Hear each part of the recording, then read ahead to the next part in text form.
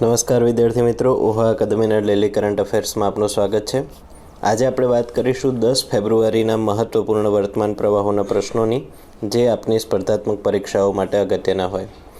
મિત્રો, આ 10 ફેબ્રુઆરીના વર્તમાન પ્રવાહોની PDF કોપી વાંચવા માટે નીચે આપેલી ડિસ્ક્રિપ્શનની લિંક ઉપર ક્લિક કરશો.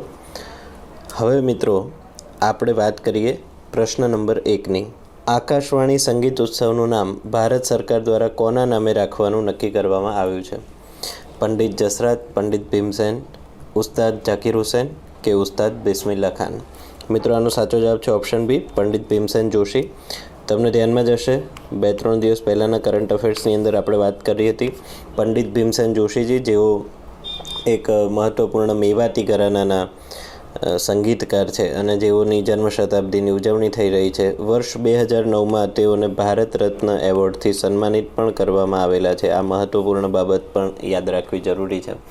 તો આવા મહત્ત્વપૂર્ણ વ્યક્તિની જન્મ શતાબ્દી નિમિત્તે એ સ્મારક સમારોહની અંદર આપણા માહિતી અને પ્રસારણ પ્રધાન શ્રી પ્રકાશ જાવડેકરજીએ પુણેની અંદર આ જાહેરાત કરી હતી તાજેતરમાં જ, અને તેઓએ કહ્યું હતું કે આકાશવાણી સંગીત ઉત્સવનું નામ હવેથી ભારત રત્ન પંડિત ભીમસેન જોશીના નામથી રાખવામાં આવશે. તો આ જાહેરાત કોણે અને ક્યારે કરી તો એ પણ યાદ રાખવાનું. માહિતી અને પ્રસારણ મંત્રી શ્રી પ્રકાશ જાવડેકરજીએ પુણે ખાતેના કાર્યક્રમમાં આ જાહેરાત કરી હતી. તો હવેથી આકાશવાણી સંગીત સંમેલન એ પંડિત ભીમસેન જોશી આકાશવાણી સંગીત સંમેલન તરીકે યોજવામાં આવશે. તો મિત્રો, તેઓ એક મહત્ત્વપૂર્ણ વ્યક્તિ છે. પંડિત સવાઈ ગાંધર્વ જે છે તેઓના માર્ગદર્શક હતા. તો ભીમસેન જોશીજીના માર્ગદર્શક તરીકે કોણ હતા? તો પંડિત સવાઈ ગાંધર્વ. 2009ના વર્ષે પંડિત ભીમસેન જોશીજીને ભારત રત્ન પુરસ્કાર મળ્યો. કયા ઘરાના સાથે સંકળાયા, આ બધી જ બાબત યાદ રાખવી જરૂરી છે. તો મિત્રો, આગળના વિડીયોની અંદર પણ આપણે તેમની ડિટેલમાં વાત કરી છે. આ વિડીયોની અંદર પણ મહત્ત્વપૂર્ણ બાબતની ચર્ચા કરી છે. તો પંડિત ભીમસેન જોશીજી વિશે યાદ રાખવું, કારણ કે GPSCની પરીક્ષાઓની અંદર કેવા પ્રશ્નો પૂછાય છે તે પણ મેં તમને આની આગળના લેક્ચરોમાં સમજાવ્યું હતું.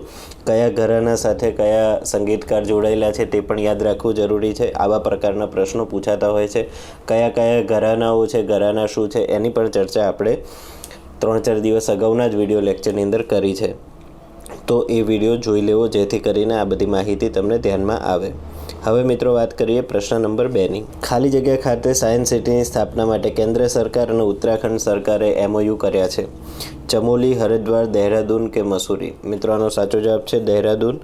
તો જેમ ગુજરાતની અંદર અમદાવાદ ખાતે સાયન્સ સિટી છે, તે પ્રકારે એક સાયન્સ સિટીની રચના માટે કેન્દ્ર સરકાર અને ઉત્તરાખંડ સરકારે MOU કર્યા છે, અને ઉત્તરાખંડ સરકાર આ દહેરાદૂન ખાતે સાયન્સ સિટીની રચના કરવા માટે ઈચ્છુક છે.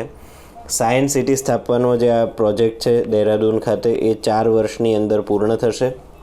બીજી મહત્ત્વપૂર્ણ બાબત છે, દહેરાદૂનની અંદર જાજરા નામના વિસ્તાર ખાતે આ સાયન્સ સિટી બનવામાં આવનાર છે. કુલ 173 કરોડ રૂપિયા આ પ્રોજેક્ટની કિંમત છે. તેમાંથી 88 કરોડ રૂપિયા કેન્દ્ર સરકાર અને 85 કરોડ રૂપિયા રાજ્ય સરકાર, એ રીતે આની પાછળ ખર્ચ થશે. Uttarakhand state council for science and technology અને national council of science museum, આ બંને લોકોએ આ માટેના હસ્તાક્ષર એટલે કે MOU કર્યા છે, સમજૂતી પત્ર. મિત્રો, સંસ્કૃતિ મંત્રાલયે ઉત્તરાખંડના પ્રાદેશિક વિજ્ઞાન કેન્દ્ર દહેરાદૂનને વિજ્ઞાન શહેરમાં રૂપાંતરિત કરવા માટેના પ્રસ્તાવને મંજૂરી આપી છે, અને એપ્રિલ 2020માં આ ઉત્તરાખંડને આ પ્રસ્તાવને એક ઇન્વેસ્ટમેન્ટ બોર્ડે મંજૂરી આપી હતી, જેનું મુખ્ય મથક કલકત્તા ખાતે આવેલું છે. તેનું નામ છે NCSM. સ્પેશિયલ ઇન્વેસ્ટમેન્ટ બોર્ડ હોય છે, આ સંસ્કૃતિ મંત્રાલય અંતર્ગત સોંપવામાં આવેલું. તેણે એક મંજૂરી આપી દીધી હતી અને ત્યારબાદ આ MOU થયા છે. તો હવે ઉત્તરાખંડની અંદર દહેરાદૂન ખાતે પણ એક મહત્ત્વપૂર્ણ સાયન્સ સિટીની રચના થશે. હવે મિત્રો, વાત કરીએ પ્રશ્ન નંબર 3ની. તાજેતરમાં ઉત્તરાખંડમાં કઈ નદીમાં ગ્લેશિયર ફાટવાના કારણે પૂર આવ્યું હતું? અલકનંદા, ભાગીરથી ગંગા કે ધૌલી ગંગા? મિત્રો, આનો સાચો જવાબ છે option D, Dhauli Ganga. Glacier ફાટવાના કારણે, અને હવે એક નવી બાબત પણ ધ્યાનમાં આવી છે, ભૂસ્ખલન. તો ભૂસ્ખલનના આધારે અથવા તો ગ્લેશિયર ફાટવાના કારણે આ ઘટના થઈ હતી. ઉત્તરાખંડની અંદર ચમોલી જિલ્લો છે, આ ચમોલી જિલ્લાની અંદર આ મહત્ત્વપૂર્ણ ઘટનાક્રમ આખો થયો હતો અને ચમોલી જિલ્લાની અંદર તપોવન નામનો વિસ્તાર છે તે તપોવન વિસ્તારની અંદર રૈની ગામમાં એક ઋષિગંગા વીજ પ્રોજેક્ટ છે. આ ઋષિગંગા વીજ પ્રોજેક્ટને આના કારણે ભારે નુકસાન થયું. આખો પ્રોજેક્ટ ફાટી ગયો છે. ગ્લેશિયર ફાટતા જે આ ધૌલીગંગા નદી છે એ ધૌલીગંગા નદીની અંદર ભયંકર પૂર આવ્યું હતું અને જોશી મઠની નજીક આ ઋષિગંગા હાઇડ્રો પાવર પ્રોજેક્ટ જે છે તે આ પૂરના કારણે આખો પ્રોજેક્ટ ધોવાઈ ગયો હતો. 13.2 મેગાવોટનો આ આખો મહત્ત્વપૂર્ણ પ્રોજેક્ટ રહ્યો હતો. મિત્રો, ભારે પૂરના કારણે આ એક 520 મેગાવોટના એનટીપીસીના તપોવન વિષ્ણુગઢ હાઇડ્રો પાવર પ્રોજેક્ટ જે છે તે પણ આંશિક રીતે નાશ પામ્યો હતો. આ એક મહત્ત્વપૂર્ણ જગ્યા છે. ધૌલીગંગા અને અલકનંદા આ બંને નદી જે છે, ધૌલીગંગા અને અલકનંદા નદી જ્યાં ભેગી થાય છે તે જગ્યા વિષ્ણુપ્રયાગ છે. તમને આ પ્રકારના પ્રશ્નો પણ પૂછાતા હોય છે અલગ અલગ પ્રયાગની બાબતના. તો ધૌલીગંગા અને એની સાથે અલકનંદા આ બંને નદીઓ વિષ્ણુપ્રયાગમાં જોડાય છે અને જોશીમઠ જે છે એ અલકનંદા કિનારે આવેલું એક મહત્ત્વપૂર્ણ શહેર છે. આખું જે આ ગ્લેશિયર ફાટ્યું છે તે નંદા દેવીનું ગ્લેશિયર ફાટેલું છે. નંદા દેવી જે છે મિત્રો 7,817 મીટરની ઊંચાઈ ધરાવતું આ મહત્ત્વપૂર્ણ શિખર છે. નંદા દેવી એક પર્વત છે. આ નંદા દેવી જે છે તે કંચનજંગા અને નંદા પર્વત આ બંને બાદ હિમાલયની અંદર ભારતનું ત્રીજું સૌથી ઊંચું શિખર છે. કંચનજંગા 8,598 મીટર છે, નંગા પર્વત 8,126 મીટર છે અને ત્યારબાદ આ નંદા દેવી જે છે મિત્રો તે 7,817 મીટર ઊંચું મહત્ત્વપૂર્ણ શિખર છે, જ્યાંની આ ગ્લેશિયર ફાટવાના કારણે ધૌલીગંગા નદીની અંદર પૂર આવવાની આ મહત્ત્વપૂર્ણ ઘટના થઈ હતી, જેનાથી ઋષિગંગા પ્રોજેક્ટ જે છે તે આખો તણાઈ ગયો. અને તે સિવાય તપોવન વિષ્ણુગઢ હાઇડ્રો પાવર પ્રોજેક્ટ જે છે તેનો આંશિક નાશ થયેલો જોવા મળે છે. અને ધૌલીગંગા અલકનંદા બે નદી ભેગા થઈ અને જે જગ્યાએ મળે છે તેનું નામ છે વિષ્ણુપ્રયાગ. આ બધી જ માહિતી યાદ રાખવી જરૂરી છે. હવે મિત્રો આપણે આગળ વાત કરીએ પ્રશ્ન નંબર 4ની. રાષ્ટ્રીય બાગાયત મેળા 2021ની શરૂઆત ક્યાં થઈ છે? ઓપ્શન છે બેંગલુરુ, દિલ્હી, જયપુર અને કોલકાતા. મિત્રો, આનો સાચો જવાબ છે બેંગલુરુ, ઓપ્શન એ. તો રાષ્ટ્રીય બાગાયત મેળા 2021ની શરૂઆત બેંગલુરુ ખાતે થઈ છે અને આ જે મેળો છે આખો એ સ્ટાર્ટઅપ અને સ્ટેન્ડઅપ ભારત માટે બાગાયતી થીમ આનાથી થઈ છે. સ્ટાર્ટઅપ અને સ્ટેન્ડઅપ ભારત માટે બાગાયતી આ મહત્ત્વપૂર્ણ થીમથી આની શરૂઆત થઈ છે. ભારતીય બાગાયતી સંશોધન સંસ્થા IIHRનું કેમ્પસ જે છે બેંગલુરુ ખાતે, ત્યાં આ મહત્ત્વપૂર્ણ કાર્યક્રમની શરૂઆત થઈ હતી. આ રાષ્ટ્રીય બાગાયતી મેળો એ 5 દિવસનો મહત્ત્વપૂર્ણ મેળો છે જેનું આયોજન થયું છે. અને મિત્રો, સમગ્ર ભારતના લોકો આ મેળાની અંદર ભાગ લઈ શકે તે પ્રકારનું આયોજન છે. રાષ્ટ્રીય કૃષિ સંશોધન પરિષદ અને IIHR દ્વારા આ મેળાને ઓનલાઈન અને ઓફલાઈન એમ બંને રીતે આયોજિત કરવામાં આવેલો છે IIHR દ્વારા. તો આ કૃષિ ક્ષેત્રની અંદર સંશોધન અને શિક્ષણનું સંકલન, માર્ગદર્શક અને સંચાલન થાય તે માટેનું મહત્ત્વપૂર્ણ સંસ્થાન છે ઇન્ડિયન ઇન્સ્ટિટ્યૂટ ઓફ હોર્ટિકલ્ચરલ રિસર્ચ. તો આ ઇન્ડિયન ઇન્સ્ટિટ્યૂટ ઓફ હોર્ટિકલ્ચરલ રિસર્ચ જે છે તે મહત્ત્વની સંસ્થા છે. અને મિત્રો, આ ઇન્ડિયન ઇન્સ્ટિટ્યૂટ ઓફ હોર્ટિકલ્ચરલ રિસર્ચ જે છે તે બાગાયતી કૃષિ માટેનું મહત્ત્વપૂર્ણ કેન્દ્ર છે જે બેંગલુરુ ખાતે આવેલું છે. અને તેની સાથે બીજું છે ભારતીય કૃષિ સંશોધન પરિષદ, જે કૃષિ અને ખેડૂત મંત્રાલય હેઠળ કામ કરનારી મહત્ત્વપૂર્ણ સંસ્થા છે, જે અંતર્ગત આ IIHR સંસ્થા કામ કરે છે. અને આ કૃષિ સંશોધન પરિષદ જે છે, ભારતીય કૃષિ સંશોધન પરિષદ, તેનું મુખ્ય મથક એ નવી દિલ્હી ખાતે આવેલું છે. તો મિત્રો, આ બંને મહત્ત્વપૂર્ણ સંસ્થાઓ આ કામ જોવે છે અને IIHRના કેમ્પસની અંદર જ આ રાષ્ટ્રીય બાગાયતી મેળો 2021 શરૂ થયો છે. હવે મિત્રો વાત કરીએ પ્રશ્ન નંબર 5ની. ભારતનો પહેલો જીઓથર્મલ પાવર પ્રોજેક્ટ ક્યાં સ્થાપિત કરવામાં આવશે? આસામ, કેરળ, લદ્દાખ કે રાજસ્થાન? મિત્રો, આનો સાચો જવાબ છે ઓપ્શન સી, લદ્દાખ. તો વૈજ્ઞાનિકોએ લદ્દાખની અંદર એક મહત્ત્વપૂર્ણ ગામ છે પૂગા ગામ. આ પૂગા ગામને ભારતનું ભૂસ્તર હોટસ્પોટ જાહેર કરેલું છે. ભારતનું આ ભૂસ્તર હોટસ્પોટ તરીકે જાહેર થયેલી આ જગ્યા જે લદ્દાખની અંદરનું ગામ છે તેનું નામ છે પૂગા ગામ. તો આ પૂગાની અંદર 100 મેગાવોટથી વધુ ભૂસ્તર ઉર્જાની ક્ષમતા રહેલી છે. તો આ પૂગા ગામ ખાતે ભારતનો સૌથી પહેલો જીઓથર્મલ પાવર પ્રોજેક્ટ શરૂ કરવામાં આવનાર છે. લદ્દાખની અંદર આ પૂગા ગામનો પ્રોજેક્ટ એ ભારતનો સૌથી પહેલો ભૂસ્તર દ્વારા વીજળી ઉત્પાદનનો પ્રોજેક્ટ રહેશે, જેને જીઓથર્મલ પાવર પ્રોજેક્ટ કહેવામાં આવે છે. આ જીઓથર્મલ એરિયા ડેવલપમેન્ટ પ્રોજેક્ટ હેઠળ આ સ્થાપવામાં આવશે. પાયલોટ પ્રોજેક્ટ જે છે તે પહેલા તબક્કા હેઠળ 1 મેગાવોટ વીજળી ઉત્પન્ન થશે અને આ માટે ઓએનજીસી એનર્જી, LHDC લેહ અને યુટી લદ્દાખના વીજ વિભાગ વચ્ચે ત્રિપક્ષીય MOU હસ્તાક્ષર થયા છે. 2022ના અંત સુધીની અંદર આ પ્રોજેક્ટ ચાલુ થઈ જશે તેવી અપેક્ષા છે. આ પ્રોજેક્ટનું સંશોધન અને વિકાસનો તબક્કો અને ડેમો પ્રોજેક્ટ એ જે છે તેનો બીજો તબક્કો હશે અને ત્રીજા તબક્કા હેઠળ તેનું વ્યાપારીકરણ, કોમર્શિયલાઇઝેશન કરવામાં આવશે. મિત્રો, ભૂમિરહિત ઉર્જા જે છે તે પૃથ્વીના ઉપસર્ગની અંદર ઉત્પન્ન થતી ગરમી છે અને તેનો ઉપયોગ ગરમી, ઠંડક અને સ્વચ્છ વીજળી પેદા કરવા માટેનો થઈ શકે છે. ભારતનું ભૂસ્તર ક્ષેત્ર જે છે તે મિત્રો 5 વિભાગની અંદર વર્ગીકૃત કરવામાં આવતું હોય છે. ઉત્તર પશ્ચિમ હિમાલય, નર્મદા, તાપ્તી, સોનાતા, રાજકીય પશ્ચિમ દરિયા કિનારો એટલે કે આખો ભારતનો પશ્ચિમ દરિયા કિનારો, પૂર્વ અને ઉત્તર પૂર્વનો ક્ષેત્ર થર્મલ ઝોન અને અન્ય ભૌતિક થર્મલ ઝોન. આ 5 વિભાગની અંદર આખા આ ભૂસ્તર ક્ષેત્રને વર્ગીકૃત કરવામાં આવતું હોય છે અને તે હેઠળ લદ્દાખની અંદરનું આ જે પૂગા ગામ છે તે ભૂસ્તર હોટસ્પોટ જાહેર કરવામાં આવેલું છે અને ત્યાં આ 100 મેગાવોટ જેટલો મહત્ત્વપૂર્ણ ભારતનો સૌથી પહેલો જીઓથર્મલ પાવર પ્રોજેક્ટ સ્થાપિત કરવામાં આવનાર છે. હવે મિત્રો વાત કરીએ પ્રશ્ન નંબર 6ની. નીચેનામાંથી કઈ યુદ્ધ કવાયત ભારત અને અમેરિકાના સૈન્ય વચ્ચે થતી નથી? રેડ ફ્લેગ, વજ્રપ્રહાર, ગરુડ કે પાસેક્સ? મિત્રો, આનો સાચો જવાબ છે ગરુડ. ગરુડ એ ભારત અને ફ્રાન્સ વચ્ચે થનારી મહત્ત્વપૂર્ણ કવાયત છે. તે સિવાય રેડ ફ્લેગ, વજ્રપ્રહાર, પાસેક્સ આ બધી જ ભારત અને અમેરિકાના અલગ અલગ સૈન્ય વચ્ચે થનારી મહત્ત્વપૂર્ણ સૈન્ય કવાયતો છે. તાજેતરની અંદર જ યુદ્ધ અભ્યાસ 20ના નામથી આ એક કવાયત શરૂ થઈ છે, યુદ્ધ કવાયત 20. ભારત અને અમેરિકાના સંયુક્ત લશ્કરી કવાયત જે છે રાજસ્થાનના માજન ફિલ્ડ ફાયરિંગ રેન્જની અંદર શરૂ થયેલી એક દ્વિપક્ષીય સૈન્ય વ્યાયામ યુદ્ધ કવાયતની આ એક 16મી આવૃત્તિ છે. 8 ફેબ્રુઆરીથી માંડીને 21 ફેબ્રુઆરી સુધી તેનું આયોજન થયેલું છે અને આ કવાયત જે છે મિત્રો આ બંને દેશોની વચ્ચે એક મોટી સૈન્ય તાલીમ કવાયત છે.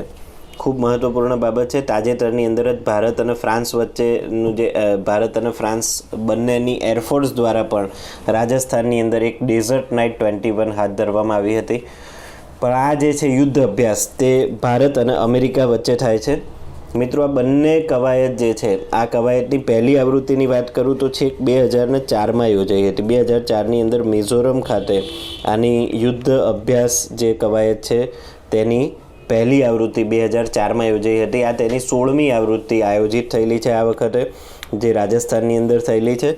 પહેલી આવૃત્તિ વર્ષ 2004માં મિઝોરમ ખાતે યોજવામાં આવી હતી અને છેલ્લી વાત કરીએ તો આની પહેલાંની એટલે કે 2019ના વર્ષની વાત કરું તો 2019ના વર્ષે વોશિંગ્ટનની અંદર જોઈન્ટ બેલ લુઇસ મકોર્ડ ખાતે તે યોજાઈ હતી, એટલે કે અમેરિકામાં યોજાઈ હતી. ભારત અને અમેરિકા વચ્ચે ઘણી મહત્ત્વપૂર્ણ સૈન્ય કવાયતો યોજાતી હોય છે, જેમાં એક છે વજ્રપ્રહાર જે સેના વચ્ચે થતી હોય છે, બીજી છે રેડ ફ્લેગ જે વાયુ સેના વચ્ચે થતી હોય છે, ત્રીજી છે ટાઈગર ટ્રિયુમ્ફ. તો આ ટાઈગર ટ્રિયુમ્ફ જે છે તે ત્રણેય સેનાઓ વચ્ચે થતી હોય છે, ટ્રાઈ સેના એને કહેવાશે. તે સિવાય નેવીની અંદર એક માલાબાર જે છે અને બીજી પાસેક્સ જે છે, આ બંને નેવલ એક્સરસાઇઝીસ છે જે ભારત અને અમેરિકા વચ્ચે થતી હોય છે. તો વજ્રપ્રહાર, રેડ ફ્લેગ, ટાઈગર ટ્રિયુમ્ફ, માલાબાર, પાસેક્સ, યુદ્ધ અભ્યાસ આ બધી જ જે કવાયતો છે તે ભારત અને અમેરિકાના સૈન્ય વચ્ચે થતી યુદ્ધ કવાયતો છે. યુદ્ધ કવાયતોના પ્રશ્નો મિત્રો તમને ખૂબ જ મહત્ત્વપૂર્ણ રીતે પરીક્ષાઓમાં પૂછાતા હોય છે અને જીપીએસસી જેવા પરીક્ષાના પેપરોની અંદર થયેલી તાજેતરની તમામ યુદ્ધ કવાયતો મોસ્ટ આઈએમપી હોય છે. તેથી યાદ રાખશો, આવનારી પરીક્ષાઓની અંદર આ યુદ્ધ કવાયત મહત્ત્વપૂર્ણ રીતે આવી શકવાની સંભાવનાઓ હોય છે. હવે વાત કરીએ મિત્રો પ્રશ્ન નંબર 7ની. EIUના ડેમોક્રેસી ઇન્ડેક્સ 2020માં ભારત ખાલી જગ્યામાં ક્રમે છે 25, 68, 41 કે 53? મિત્રો, આનો સાચો જવાબ છે option D 53. Economist intelligence unit, EIU, economist intelligence unit. તો આ ઇકોનોમિસ્ટ ઇન્ટેલિજન્સ યુનિટ જે છે મહત્ત્વપૂર્ણ યુનાઇટેડ કિંગડમ બેઝડ સંસ્થા, UK બેઝડ આ સંસ્થા છે જે આ રિપોર્ટ બહાર પાડે છે.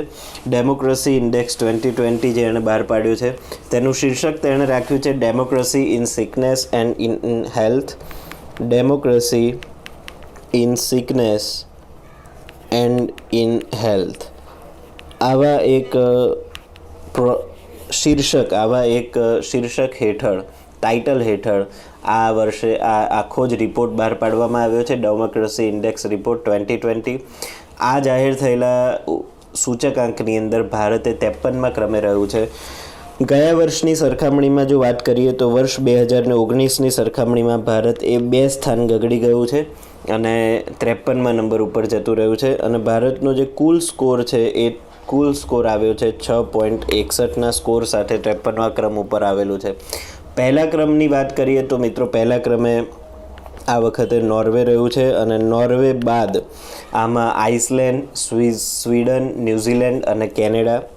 તો આઇસલેન્ડ, સ્વીડન, ન્યૂઝીલેન્ડ અને કેનેડા જે છે તે મહત્ત્વપૂર્ણ સ્થાનો પર રહ્યા છે, 5 સ્થાનો.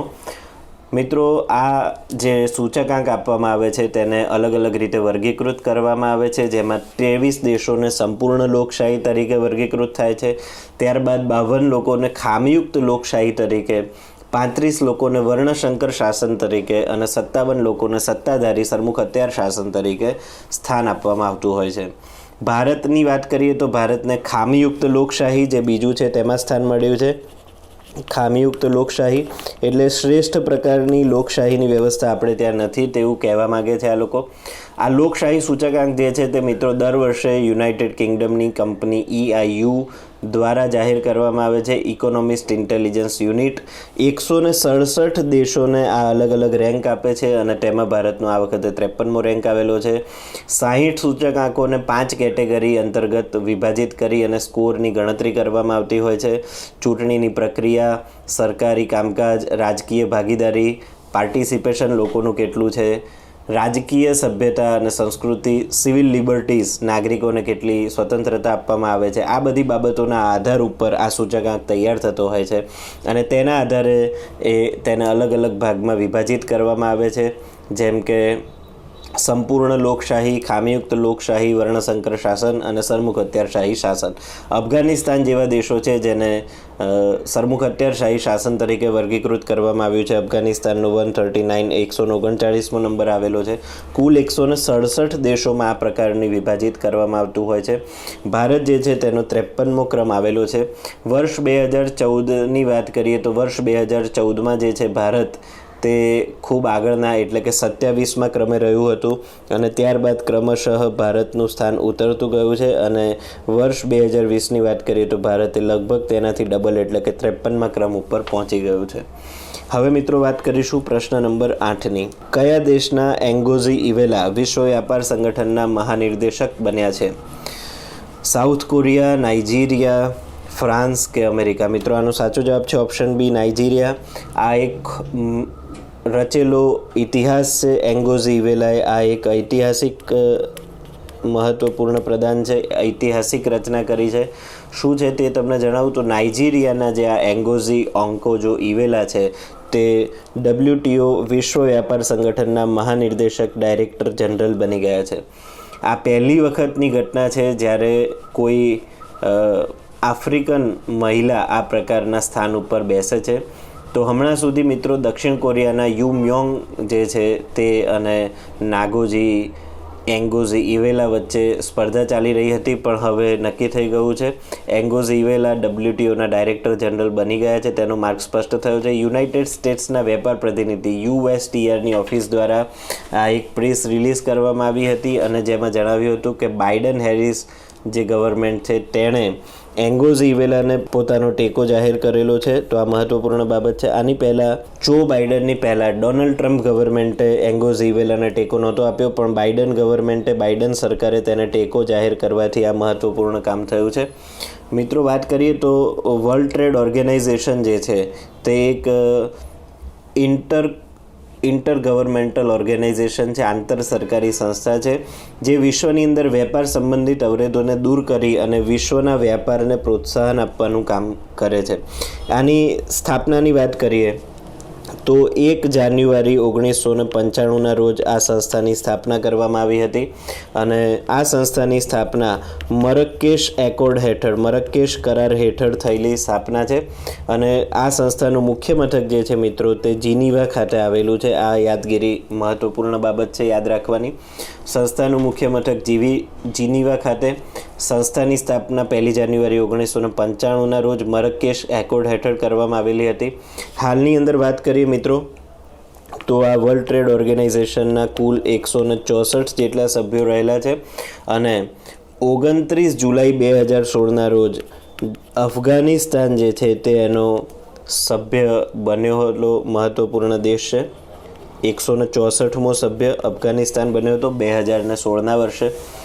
મિત્રો આ એક એવી સંસ્થા છે જેની બેઠક દર 2 વર્ષે કરવામાં આવતી બેઠક હોય છે અને વર્લ્ડ ટ્રેડ ઓર્ગેનાઇઝેશનના ડાયરેક્ટર જનરલ જે છે તે ચીફ એક્ઝિક્યુટિવ બોર્ડમાં ભાગ લે છે, જે સંયુક્ત રાષ્ટ્ર પ્રણાલીનો એક ભાગ છે.